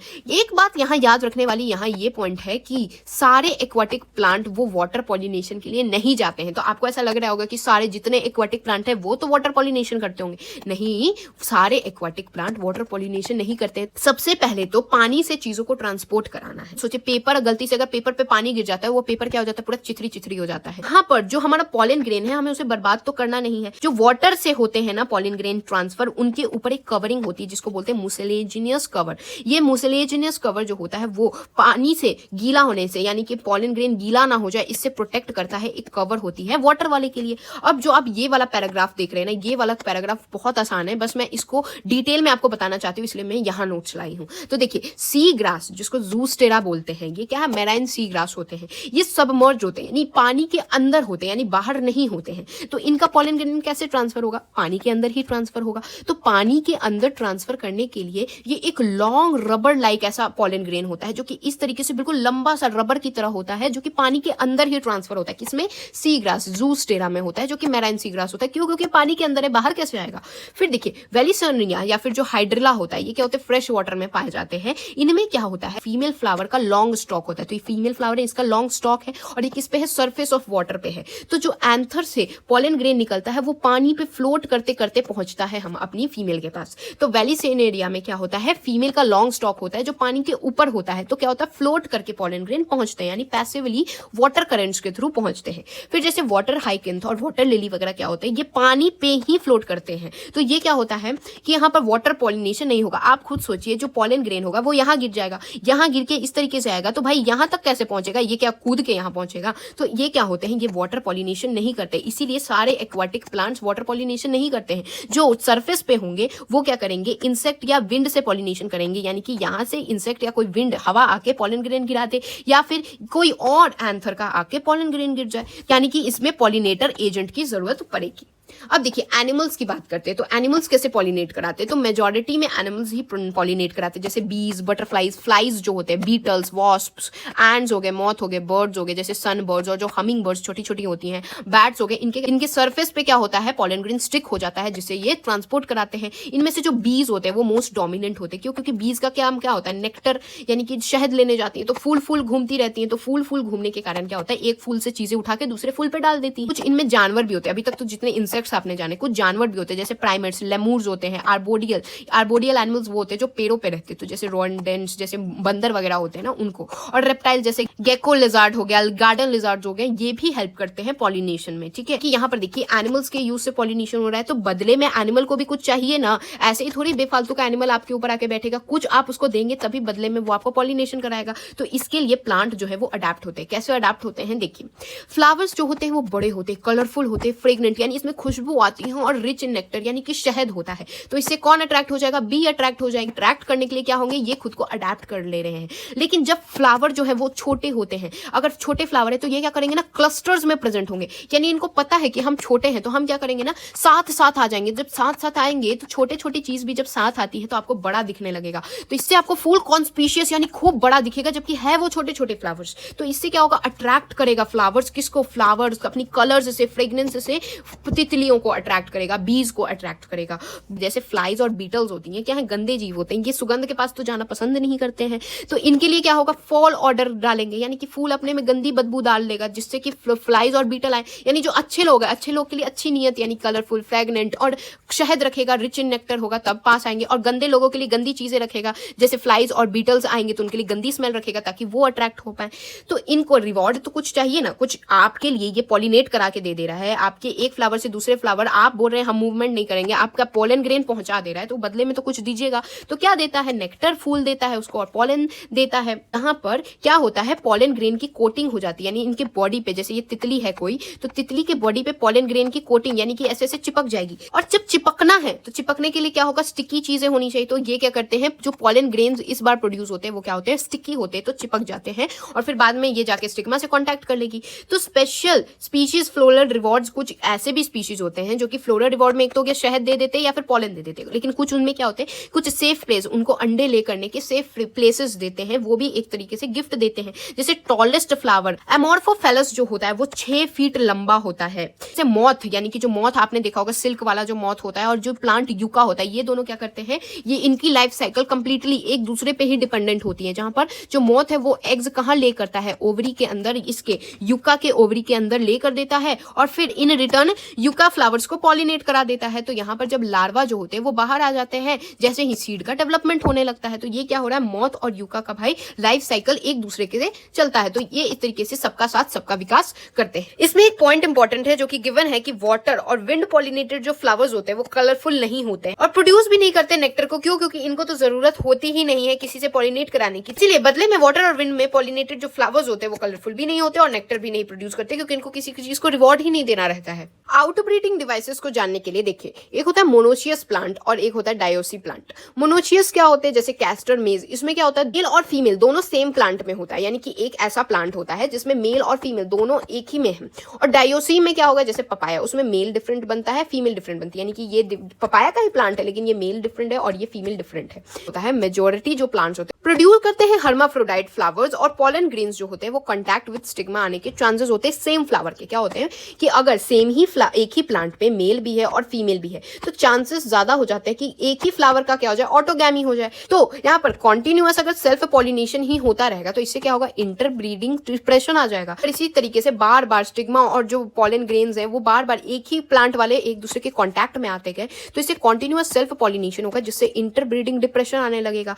तो इसीलिए बहुत सारे डिवाइसेस ऐसे डेवलप हुए जिससे कि डिस्करेज हो पाए सेल्फ पॉलिनेशन, यानी सेल्फ पॉलिनेशन ना होए और क्रॉस पॉलिनेशन होने के चांसेस बढ़े ताकि नई वैरायटीज बने। ठीक है, तो सबसे पहला आता है जहां पर पॉलन का रिलीज और स्टिग्मा दोनों को सिंक्रोनाइज नहीं करते, यानी पॉलन जो है वो कभी और ही रिलीज हो रहा है, स्टिग्मा कभी और ही हो रहा है, कि पॉलन और स्टिग्मा का जो है दोनों का सिंक्रोनाइजेशन बिगाड़ दीजिए। तो इससे क्या होगा, अगर बाई चांस पॉलन गिरा भी तो स्टिग्मा तो अभी रेडी ही नहीं है तो क्या हो जाएगा, पॉलिनेशन नहीं होगा। दूसरा ये तरीका है कि एंथर और स्टिग्मा को डिफरेंट पोजीशंस पे करिए ताकि दोनों कांटेक्ट में ना आ पाए, यानी कि एंथर को एक ही प्लांट है, ठीक है, एंथर को इधर कर दीजिए, यहां पर कर दीजिए स्टिग्मा को, तो कांटेक्ट में आने के चांसेस बहुत मिनिमल हो जाते हैं। थर्ड जो डिवाइस यूज होता है वो होता है कि इंटरब्रीडिंग इज सेल्फ इनकम्पैटिबिलिटी। इसमें क्या होगा, फीमेल्स भाई बहुत समझदार होंगी, जब स्टिग्मा पे पॉलन आके गिरेगा तो पॉलन के गिरने के बाद एक ट्यूब बनता है तभी तो वो ओव्यूल तक पहुंच पाता है। तो ये ट्यूब की फॉर्मेशन ही नहीं वो फीमेल्स कराएंगी, वो समझ जाएंगी भाई ये मेरे ही प्लांट पार्ट वाला है, मैं ट्यूब क्यों ही बनवाऊं, जिससे कि क्या होगा,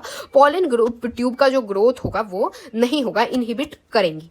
फोर्थ क्या कर सकती हैं, ये यूनिसेक्सुअल फ्लावर्स, यानी कि ऐसे फूल प्रोड्यूस करें जिनमें सिर्फ या तो मेल हो या फिर फीमेल हो, तो फिर तो चांसेस बिल्कुल ही कम हो जाते हैं, जिससे प्रिवेंट होगा ऑटोगैमी। लेकिन गाइटेनोगैमी होगा, क्यों? क्योंकि सेम ही प्लांट पे दो फूल होंगे, ठीक है, ये मेल अलग से बना रही है, फीमेल अलग से बना रही है, लेकिन यहाँ पर एक ही प्लांट पे पॉलिनेशन होने के चांसेस हो सकते हैं। इसी सब चीजों को प्रिवेंट करने के लिए क्या डायोसी कंडीशन वाले प्लांट बने, जिन्होंने मेल और फीमेल के अपने अलग अलग प्लांट, यानी मेल का अलग प्लांट है और फीमेल का अलग प्लांट बनाया है। पॉलन पिस्टल इंटरैक्शन क्या होता है, तो देखिए जब पॉलन आके हमारे पिस्टल पे गिरेगा, यानी सिग्मा पे गिरेगा जब, तो यहाँ पर कुछ इंटरैक्शन होता है कि ये नहीं कि बस गिर गया तो आप पॉलन ट्यूब बनवा देना है। तो इनका पहले तो एक बातचीत चलती है। क्या बातचीत चलती है? एक्सेप्टेंस या रिजेक्शन की बातचीत चलती है, जहां पर यहाँ पर कॉन्टिन्यूअसली डायलॉग्स का एक्सचेंज होता है, बातचीत करते हैं। भाई ऐसे ही थोड़ी किसी को भी फर्टिलाइज करने दे देंगे, ये एक बातचीत करते हैं किससे, केमिकल्स से बेसिकली। और ये क्या करते हैं ना, एक दूसरे से बातचीत करते हैं कि हम लोग कंपैटिबल हैं कि नहीं है, हम लोग साथ में रह सकते हैं कि नहीं रह सकते हैं, जैसे ह्यूमंस में भी होता है। इसीलिए हम क्या कंक्लूड कर सकते हैं कि अगर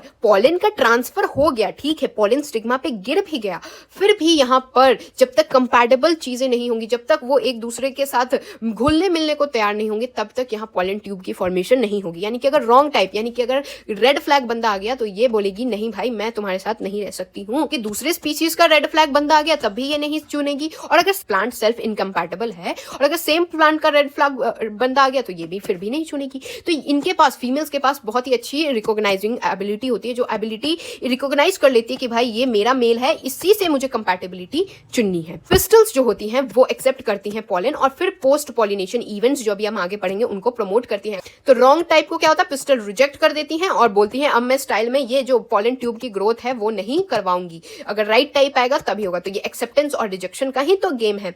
तो बॉटनिस्ट जो है अभी रिसेंट सालों में ये सब चीजों को आइडेंटिफाई कर पाए हैं। और कंपैटिबल पॉलिनेशन जब होता है तो यहाँ पर पॉलन ट्यूब की फॉर्मेशन होती है ऑफ द जर्म पोर्स से। पॉलन ट्यूब कैसा फॉर्मेशन होती है, तो ये हो गया आ गया। तो पॉलन ट्यूब की फॉर्मेशन जैसे इसको पता चल गया कि अच्छा ठीक है मेरे जैसा ही है, कंपैटिबल है चीजें, तो पॉलन ट्यूब क्या करेगा, इस तरीके से पॉलन ग्रेन आके पॉलन ट्यूब का फॉर्मेशन करेगा। एक हो गया चला जा एंड, अगर गलती से पॉलन ट्यूब यहाँ है तो वो बोलेगा चला जा भाई यहाँ पर एंड नहीं है। तो पॉलन ट्यूब कभी भी कहां से जाएगा, यहाँ माइक्रोफिलर एंड से पीछे से जाएगा, ठीक है। तो ये कहां पहुंचेगा, ओवरी के पहुंचेगा। तो माइक्रोफिलर एंड से ये एंटर करेंगे। एंटर करने पे क्या होता है, जो मैंने आपको 3 सेल्स बताया, यहां पर अगर आपको याद होगा तो यहां पर 3 सेल्स थे, है ना। इनमें से जो कोने कोने वाले थे वो सिनर्जिड्स थे और जो बीच में था वो मेन एग सेल था। ये जो है ना वो आया कि कैसे फर्टिलाइज करेगा। सिनर्जिड्स है ना यही गाइड करती है, यही बोलती है कि जिससे तुम्हारी दोस्ती होने वाली है ना, कंफ्यूज मत हो, ये जो बीच में शर्मा के बैठी है ना यही तुम्हारी दोस्त है। तो ये क्या होंगे, सिनर्जिड्स गाइड करते हैं। तो कैसे गाइड करेंगे, इनके पास फिली फॉर्म में प्रेजेंट होता है जो कि गाइड करते हैं किसको, ये जो पॉलन ट्यूब आया ना, इनमें से जो मेल गैमीट अब आएगा ना, इन मेल गैमीट को पहुंचाने के लिए यही सिनर्जिड्स गाइड करते हैं। सिनर्जिड्स जो होते हैं वो पॉलन ट्यूब को अंदर भेजते हैं एग के पास और फिर यहाँ पॉलन पिस्टल इंटरैक्शन होती है। जो ये बहुत ही डायनेमिक प्रोसेस है जो कि अभी हम आगे पढ़ेंगे, बहुत ही ईजी है। और यहाँ पर पॉलन रिकॉग्नाइजेशन होता है जहां पर प्रमोशन या इनहिबिशन ऑफ पॉलन होता है। जहां पर पॉलन ग्रेन जर्मिनेशन स्टिग्मा में गिवन है कि किस तरीके से पॉलन ट्यूब्स की फॉर्मेशन होती है। जो आप ये सिंगल देख रहे हैं ना, ये कितने सारे ट्यूब्स आपको देख सकते हैं किस तरीके से होती है। ये वाली जो चीज है ना, मैं इसको और क्लियर डायग्राम में लाई हुई हूं, तो चलिए देखते हैं। तो इससे पहले अगर आपको पॉलन ग्रेन से पॉलन ट्यूब्स को देखना है तो आपके एनसीईआरटी में गिवन है कि पी, चिकपी, क्रोटैलिड या बाल्सम या विनिका या को क्या करिए ना, इनको ग्लास स्लाइड होता है, लेबोरेटरीज में पाए जाते हैं, उन पे डालिए और कुछ शुगर सॉल्यूशन के ड्रॉप डालिए मॉइस्चर के लिए। कितना 10% के आसपास डालिए, फिर 15 से 30 मिनट के लिए छोड़ देंगे। तो आप क्या देखेंगे, लो पावर लेंस के अंदर देखेंगे कि पॉलन ग्रेन के अंदर से पॉलन ट्यूब की फॉर्मेशन हो रही है। ये क्या है, बस ऐसे ही एक्सपेरिमेंट के लिए दिया गया है आपके एनसीईआरटी में। फिर देखिए ब्रीडिंग बहुत ही इंटरेस्टिंग होती है अगर क्रॉस पॉलिनेशन डिफरेंट स्पीशीज पे होती है। ये क्या होंगे, कमर्शियली सुपीरियर प्लांट्स बनते हैं, इसलिए क्या करते हैं हम लोग, आर्टिफिशियल हाइब्रिडाइजेशन भी कराते हैं। यानी एक तो हो गया कि ठीक है पॉलन और स्टिग्मा ठीक है, ये तो अपने हिसाब से करेंगे। एक होता है आर्टिफिशियल, यानी हम छेड़छाड़ करके क्या करा रहे हैं, इनकी अरेंज मैरिज करा रहे हैं। यानी कि हम इनको, ये वाला आदमी बहुत अच्छा है, ये वाली लड़की बहुत अच्छी है, ऐसा करते अरेंज मैरिज करा देते। तो ये क्या हो गया, आर्टिफिशियल ब्रीडिंग हो गया। यानी जो क्रॉप इंप्रूवमेंट प्रोग्राम में आर्टिफिशियल हाइब्रिडाइजेशन का ही यूज होता है, जहां पर जो पसंद वाला लड़का है, यानी पसंद वाला जो पॉलन ग्रेन है वो उठा लेते हैं और फिर स्टिग्मा जो पसंद वाली लड़की है उसको उठा लेते हैं और फिर इनका क्या कर देते हैं, फ्यूजन करा देते हैं। लेकिन इस पसंद वाले लड़के को और इस पसंद वाली लड़की को फ्यूजन कर मैस्कुलेशन और बैगिंग की टेक्निक्स यूज होती है। तो इसमें तो बाइसेक्सुअल फ्लावर्स को सबसे पहले तो एंथर यानी कि मेल इंटरैक्शन रिमूव कर दीजिए, ठीक है। तो इसको क्या बोलेंगे, इमैस्कुलेशन बोलेंगे। अब बैगिंग कर दीजिए, यानी कि अब इसको घर में बंद कर दीजिए कि अब बाहर मत निकल, ताकि क्या हो जाए, किसी और से इसकी दोस्ती ना हो पाए, इसका सब चीजें कॉन्टैक्ट लिस्ट ब्लॉक कर दीजिए, ओके। अब आप बुलाइए मेल को और स्टिग्मा पे डाल दीजिए, यानी कि अब करा दीजिए इनकी शादी। और शादी करा के फिर से रीबैगिंग तो पहले तो शादी से पहले भी हो रही थी, और रीबैगिंग मतलब कि शादी होने के बाद भी हो रही है, यानी फ्रूट को डेवलप होने दीजिए। तो ये क्या हो गया, बाइसेक्सुअल फ्लावर्स के लिए, जिसमें दोनों यानी कि मेल और फीमेल दोनों के इंटरैक्शन में है। यूनिसेक्सुअल फ्लावर्स के लिए क्या होगा, इमैस्कुलेशन करने की जरूरत ही नहीं, यानी जो लड़कियां पहले से जिनकी मेल बेस्ट फ्रेंड्स हैं ही नहीं, तो उनको क्या ही जरूरत है, पहले मेल बेस्ट फ्रेंड्स किसको ही हटाओगे जब मेल बेस्ट फ्रेंड्स हैं ही नहीं। तो यूनिसेक्सुअल फ्लावर्स के लिए क्या होता है, इमैस्कुलेशन की जरूरत नहीं पड़ती है, बस बैगिंग की जरूरत पड़ती है, यानी कि बस उनको घर में बोला जाएगा और ये क्या होगा, फिर रीबैगिंग करा दी जाएगी, यानी कि शादी करके फिर से रीबैगिंग करा दी जाएगी। चलिए डबल फर्टिलाइजेशन को जल्दी से समझते हैं। बिल्कुल बुक में जो चीज गिवन है उसी का मैंने यहाँ पर नोट्स लेके आई हूँ, इतना आसानी से समझ आ जाएगा ना। तो डबल फर्टिलाइजेशन में क्या होता है कि जब पॉलन होता है, पॉलन ग्रेन जब हमारी फीमेल स्टिग्मा पे आके गिरता है, तो जब इंटरैक्शन होता है, केमिकली चीज हो जाती है, देख लेते कि हाँ भाई ग्रीन फ्लैग है, कंपैटिबल है, तो ये क्या करती है, इसको पॉलन ट्यूब बनाने देती है। तो जब पॉलन ट्यूब बनेगा तो ये कहां से एंट्री लेगा, ये एंट्री लेगा हमारे माइक्रोफिलर एंड से एंट्री लेगा। तो ये क्या होता है, इनमें आते हैं 2 गैमीट, एक होता है गैमीट 1 और दूसरा होता है 2 गैमीट्स आते हैं मेल के, ठीक है, इस पॉलन ट्यूब से। जब ये एंट्री लेता है तो बेचारा कंफ्यूज हो जाता है कि भाई इतने सारे सेल्स है हमारी फीमेल के पास, भाई करे तो करे किससे फ्यूजन। तो इसके लिए जो सिनर्जिड्स होती हैं, यानी कि जो एग के जो साइड में 2 सिनर्जिड्स होती हैं, जो कि बेसिकली ऐसा समझना कि जो द्वारपाल होते हैं, ये 2 द्वारपाल हैं सिनर्जिड्स, जो जिनके पास फिलीफॉर्म प्रेजेंट होता है, ये इसको गैमीट 1 को गाइड करते हैं कि तुम्हारा एग कहाँ है, यानी कि ये वाला है तुम्हारी दोस्त, इससे जाके मिलो। तो इससे जाके ये गैमीट 1 फ्यूजन करता है, यानी कि जो मेल गैमीट 1 होता है वो फीमेल गैमीट यानी एन से कैसे फ्यूजन करता है, उसे बोलते हैं फर्टिलाइजेशन या सिनगैमी बोलते हैं। और क्या बनाता है, जाइगोट बनाता है, और उसके बाद क्या बनता है, एम्ब्रियो, और देन बनता है सीड, यानी ये सब क्या है 2n होते हैं। अब ये एक गैमीट की तो कहानी हो गई कि ये एक गैमीट इस एग के साथ मिल गया और ये सिनर्जिड्स का भी काम हो गया। तो अब ये दूसरा गैमीट सोचता है मेरा क्या काम है, मेरे को किससे अब फ्यूजन करना है। तो ये दूसरा गैमीट जाके किससे फ्यूजन करता है, इस पोलर न्यूक्लियाई से फ्यूजन करता है। तो जो दूसरा वाला मेल गैमीट होता है वो पोलर न्यूक्लियाई से फ्यूजन करता है। तो इसके पास तो एक न्यूक्लियस था, पोलर न्यूक्लियाई के पास 2 न्यूक्लियस होते हैं। तो इसको क्या बोलते हैं, टोटल को ट्रिपल फ्यूजन कहते हैं। और ये ट्रिपल फ्यूजन बना के क्या करता है, प्राइमरी एंडोस्पर्म की सेल बनाता है, जो कि 3n कंडीशन होता है। और प्राइमरी एंडोस्पर्म की जो सेल होता है यही होता है PEN, इसको अभी आगे और पढ़ने वाले हैं। तो ये फिर बाद में क्या बनाता है, एंडोस्पर्म बनाता बनाता है जो कि नरिश करता है शेल को। तो अब आपको समझ आना चाहिए कि ये डबल फर्टिलाइजेशन कहते क्यों है, क्यों? क्योंकि यहाँ पर दो गैमीट्स आते हैं और दो अलग अलग चीजों को फर्टिलाइज करते हैं। तो अब आपको ये समझ आ जाना चाहिए जो कि मैंने आपको यहाँ बताया था, सब चीजें यहाँ मेंशन्ड है, जहां पर डबल फर्टिलाइजेशन जो है वो एक यूनिक इवेंट होता है फ्लावरिंग प्लांट के अंदर। फर्टिलाइजेशन हो गई तो पोस्ट फर्टिलाइजेशन कुछ चेंजेस आएंगी। चेंजेस क्या आती है? ओवरी फ्रूट बन जाता है और ओव्यूल सीड बन जाता है। सबसे पहले एंडोस्पर्म की हम बात करने वाले हैं। ये तो प्राइमरी एंडोस्पर्म का जो सेल होता है वो डिवाइड करता है किसमें? एंडोस्पर्म के टिश्यू में, जहां पर फूड मटेरियल, जिसको क्या बोलते हैं, न्यूट्रिशन ऑफ डेवलपिंग एम्ब्रियो कहते हैं, वो प्रेजेंट होता है। यानी कि जो बच्चा जन्म लेने वाला एम्ब्रियो का जो न्यूट्रिशन कौन देगा? वो देगा एंडोस्पर्म के टिश्यूज देते हैं। तो यहाँ पर जो आप पेन देख रहे हैं, प्राइमरी एंडोस्पर्म का जो न्यूक्लियस, यानी कि जो 3N, ये जो 3N सिचुएशन बना था, प्राइमरी एंडोस्पर्म का न्यूक्लियस, यही क्या है? पेन होता है। इसको हम लोग शॉर्ट फॉर्म में पेन बोलते हैं। तो पेन क्या करता है? न्यूक्लियर डिवीजन करता है। न्यूक्लियर डिवीजन करके फ्री न्यूक्लियर एंडोस्पर्म बनाएगा या फिर सर्कुलर एंडोस्पर्म बनाता है। फ्री न्यूक्लियर एंडोस्पर्म कैसे बनाएगा? फ्री न्यूक्लियर डिवीजन करके। सर्कुलर एंडोस्पर्म कैसे बनाएगा? सेल वॉल की फॉर्मेशन करके। तो जैसे कोकोनट होता है, कोकोनट का जो पानी होता है वो क्या होता है? फ्री न्यूक्लियर डिवीजन से बना होता है। लेकिन जो व्हाइट कर्नल, यानी जो कोकोनट के अंदर जो व्हाइट पार्ट होता है वो क्या होता है? सेलुलर वाले एंडोस्पर्म का होता है। अब देखिए, एंडोस्पर्म जो है वो एंडोस्पर्म या तो कंप्लीटली कंज्यूम हो जाए या फिर ये परसिस्ट करे किसमें? मैच्योर सेल बन जाए। क्या होता है कि एंडोस्पर्म बड़ा होने से पहले, यानी मैच्योर बनने से पहले ही खत्म हो जाए, या फिर ये मैच्योर सेल बनने तक, मैच्योर सीड बनने तक इंतजार करे। कि ग्राउंडनट और बीन जो होते हैं इनमें क्या होता है? बिफोर सीड के मैच्योरेशन से पहले ही चीजें हो जाती हैं। लेकिन जो कुछ क्या होते हैं वो मैच्योर सीड बन के सीड जर्मिनेशन कराते हैं। कि सेलुलाइजेशन से पहले कितनी फ्री न्यूक्लियस की फॉर्मेशन होगी, ये बहुत ही नंबर्स डिफरेंट, यानी किसी प्लांट में ज्यादा हो सकती है, किसी में कम हो सकती है, ये डिफरेंट होती है। पोस्ट फर्टिलाइजेशन चेंजेस में पहले तो एंडोस्पर्म की हमने बात की, अब एम्ब्रियो की बात करते हैं। तो एम्ब्रियो में क्या होता है कि ये develops at micropylar end of embryo sac, जहां पर जाइगोट सिचुएटेड होता है। तो मैंने आपको बताया ना कि यहाँ क्या चीज फॉर्मेशन होगी, यहाँ मेल गैमेट का फ्यूजन हो रहा है तो यहाँ एम्ब्रियो की फॉर्मेशन होगी, और यहाँ पर पोलर में क्या हो रहा है? दूसरा वाला आके कर रहा है तो यहाँ पर प्राइमरी एंडोस्पर्म हो रही है। एंडोस्पर्म वाला तो हमने पढ़ लिया, अब एम्ब्रियो वाला पढ़ते हैं कि एम्ब्रियो में क्या होगा। तो एम्ब्रियो जो होगा बाद में क्या बनाएगा? सीड बनाएगा। तो सीड कैसे बनेगा? तो देखिए, एम्ब्रियो जो होता है वो किस पे होगा? माइक्रोफिलर एंड पे होगा। जाइगोट डिवाइड करता है कब? जब एक सर्टेन अमाउंट ऑफ एंडोस्पर्म की जब फॉर्मेशन हो जाती है तो जाइगोट करता है हमारा डिवाइड। यहाँ पर सीड जो होते हैं वो डिफरेंटली, बहुत ही ज्यादा डिफरेंट होते हैं early stage of embryo development, जिसको एम्ब्रियोजेनी भी कहते हैं, और ये सिमिलर होते हैं दोनों, मोनोकोटिलेडन और डाइकोटिलेडन दोनों में ही ये चीजें होती हैं। तो जो जाइगोट होता है वो कैसे डिफरेंशिएट करता है? ये डिफरेंशिएट करता है, पहले तो प्रो एम्ब्रियो बनता है, फिर ग्लोबल एम्ब्रियो बनता है, हार्ट शेप्ड एम्ब्रियो बनता है, और फिर मैच्योर बन जाता है। तो इसमें क्या होता है, अगर आपको ट्रिक से याद करना तो मैं बता देती हूँ। जाइगोट था, बोला कि भाई मैं तो सबसे प्रो बंदा हूं, तो ये प्रो एम्ब्रियो खुद को समझने लगा, प्रो एम्ब्रियो समझा। जाइगोट था, प्रो समझ के पहले ग्लोब घूम के आया कि अब मैं भाई वर्ल्ड टूर के लिए निकल रहा हूं।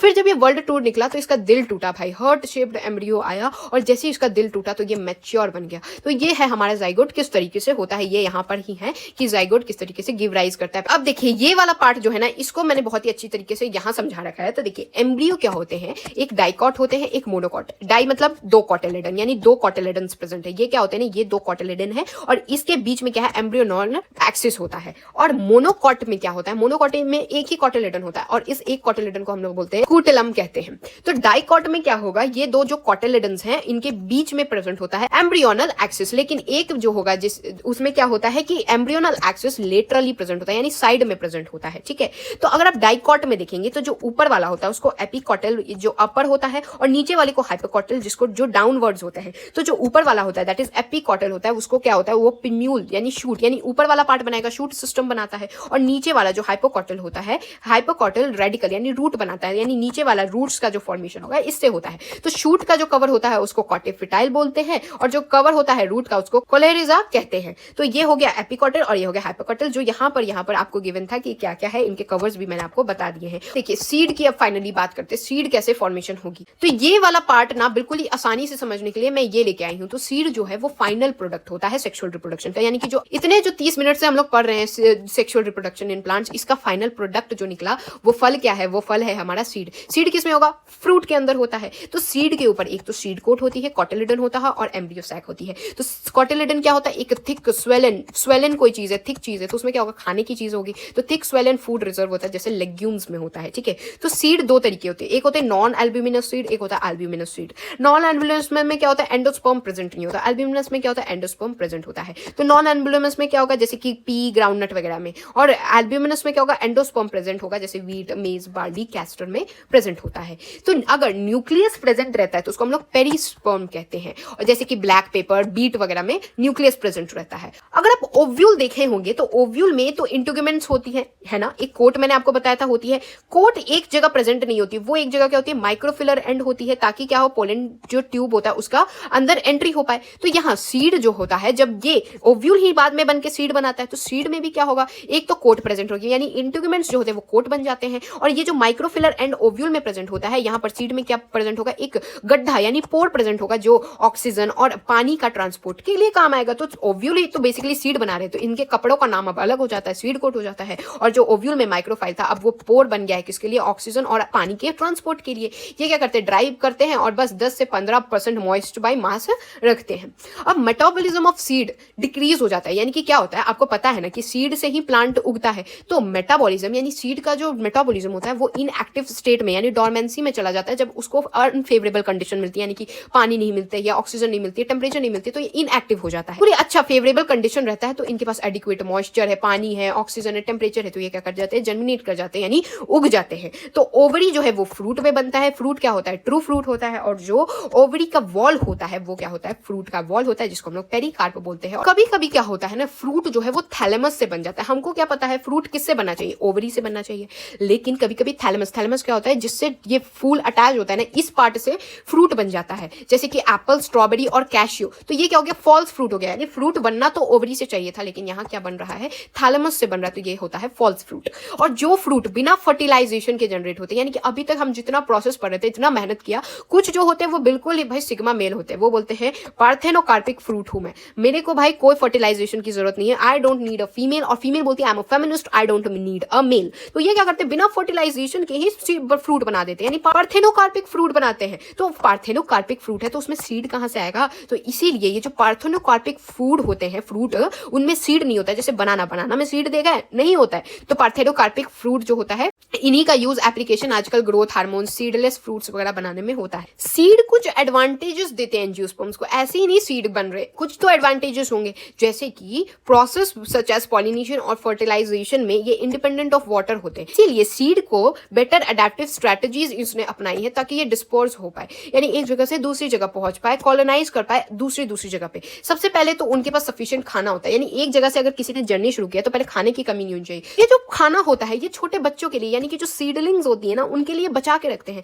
जब तक कि वो खुद से अपने पैरों पे खड़े ना हो जाए, यानी खुद से फोटोसिंथेसिस ना कर ले, तब तक ये अपने फूड रिजर्व्स को बचा के रखते हैं, सफिशिएंट फूड अपने पास रखते हैं। हार्ड सीड कोट होता है इनके पास, जो कि प्रोटेक्शन का काम करता है, इसीलिए ये जो है वो न्यू जेनेटिक कॉम्बिनेशन और इसलिए वेरिएशंस को भी बनाते हैं। तो सीड क्या है, वो बेसिस ऑफ एग्रीकल्चर है। एग्रीकल्चर में आपने देखा होगा किसान लोग सीड ही तो बोते हैं। ये क्या होता है, डिहाइड्रेशन एंड डॉर्मेंसी होते हैं, जो कि क्रूशियल होते हैं स्टोरेज ऑफ फूड के लिए।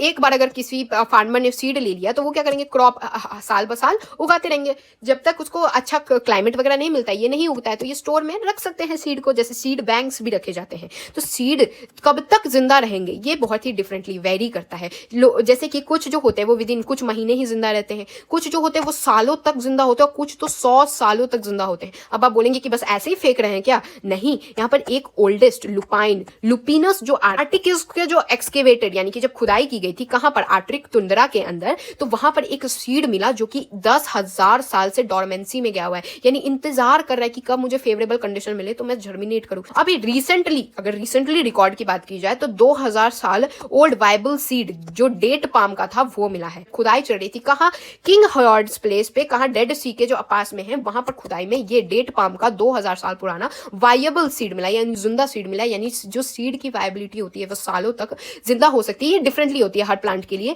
कुछ मंथ्स तक रह सकते हैं, कुछ सालों तक जिंदा रह सकते हैं। ये आपके बुक में एक डायग्राम में दिया हुआ है, पर आप देख सकते हैं एप्पल को दिखाया। एप्पल में क्या होता है, एप्पल में देखिए थैलेमस, मैंने जो आपको बताया था कि एप्पल जो होता है वो फॉल्स फ्रूट होता है, जो कि थैलेमस से ग्रो करता है। तो ये जैसे स्ट्रॉबेरी और एप्पल्स, तो क्या है, स्ट्रॉबेरी में आप देखेंगे यहाँ पर देखिए थैलेमस आपको देखने को मिलेगा, और ये क्या होते हैं, आर्केनी होते हैं। और अगर आप एप्पल में देखेंगे तो ये वाला जो पार्ट है ना, ये थैलेमस का पार्ट है, और इसके अंदर क्या प्रेजेंट है, सीड प्रेजेंट है। इसमें ये वाला पार्ट क्या है, एंडोकार्प, और ये वाला जो बाहर वाला ये पार्ट देख रहे हैं ना आप, ये क्या है, मीजोकार्प होता है। तो ये मैंने आपको बता दिया फॉल्स फ्रूट जो कि एप्पल और स्ट्रॉबेरी होता है। अब अपने चैप्टर के फाइनल पार्ट पे आते हैं, that is apomixis and polyembryony. इसमें क्या होता है, जैसे कि एस्टेरिएसिस और जो ग्रासेस होते हैं ये क्या करते हैं, बिना फर्टिलाइजेशन की, ये बोलते हैं एपोमिक्सिस, यानी मैं अपने आप ही खुद ब खुद मिक्स हो जाएगा, यानी आप में ही रह लूंगा। तो ये क्या करता है, फर्टिलाइजेशन नहीं नहीं करता है। तो ये सेक्सुअल रिप्रोडक्शन जो कि मिमिक करता है सेक्सुअल रिप्रोडक्शन को, ये क्या करते हैं, ग्रासेस वगैरह में होते हैं। तो कुछ स्पीशीज में अगर आप देखेंगे तो डिप्लॉयड एग सेल की फॉर्मेशन होती है विदाउट रिडक्शनल डिवीजन, और ये एम्ब्रियो में कन्वर्ट होते हैं बिना फर्टिलाइजेशन के, जिसको क्या, जैसे कि सिट्रस और मैंगोज में। तो इसमें क्या होता है, एम्ब्रियो सैक की डिवाइड होता है, फिर ये एम्ब्रियोज में डेवलप होता है, और ईच एव्यूल में क्या होते हैं, बहुत सारे एम्ब्रियोज होते हैं। मोर देन ये जो बहुत सारे एम्ब्रियोज प्रेजेंट हो रहे हैं ईच एव्यूल में, ये क्या है, यही इसी को हम लोग पॉली एम्ब्रियोनी कहते हैं। जहां एक ही ओव्यूल में बहुत सारे एम्ब्रियोज प्रेजेंट हैं, इनको कहेंगे पॉली एम्ब्रियोनी। क्यों? क्योंकि एम्ब्रियो सैक ने डिवाइड करना शुरू कर दिया था। तो ये हो गया पॉली एम्ब्रियोनी कंडीशन। ये जो मैं आपको हाइब्रिड अभी कुछ देर पहले बता रही थी कि हाइब्रिड कैसे बनता है, जो हमको पसंद है उन दोनों का फर्टिलाइजेशन करा के, तो ये हाइब्रिड जो है ना वो ट्रिमेंडेनियसली इंक्रीज करता है प्रोडक्टिविटी, यानी प्रोडक्टिविटी को बढ़ा देता है। क्यों? क्योंकि हमने जो दो बिल्कुल ही चुनिंदा लोगों को लेके किया है हमने फर्टिलाइजेशन, तो इससे ट्रिमेंडस इंक्रीज तो होती है प्रोडक्टिविटी, लेकिन कुछ प्रॉब्लम्स भी होते हैं जो कि हर साल फेस होते हैं। क्यों होते हैं ना, मान लीजिए हमने बना लिया एक आर्टिफिशियली एक प्लांट, ये प्लांट को आपने बार बार उगाया, बार बार उगाने से क्या होगा, एक दूसरे से फर्टिलाइजेशन होने लगी। जब एक दूसरे से फर्टिलाइजेशन होने लगेगी ना, तो ये अपना जो प्रोजेनी है ना, इनका पास एक सेग्रीगेशन का होता है। ये मैंने आपको बताया था इनहेरिटेंस वाले चैप्टर में। उसमें क्या होता है कि इससे क्या होगा कि कुछ देर बाद ये अपना आर्टिफिशियल हाइब्रिडाइजेशन वाली चीजें खो देंगे और फिर से अपने जो ओरिजिनल वाले होते हैं ना उसमें कैरेक्टर में आ जाते हैं। तो प्रोडक्टिविटी बढ़ा देता है, लेकिन बहुत कॉस्टली होता है। क्योंकि आपने आर्टिफिशियली चीजों को किया। तो देखिए फार्मर एक तो महंगा खरीदेंगे भी, साल ब साल उगा भी नहीं सकते। तो हाइब्रिड ऐसा बनाना चाहते हैं लोग जो कि एपोमिस्टिक हो, जहां पर सेग्रीगेशन ना हो कैरेक्टर का,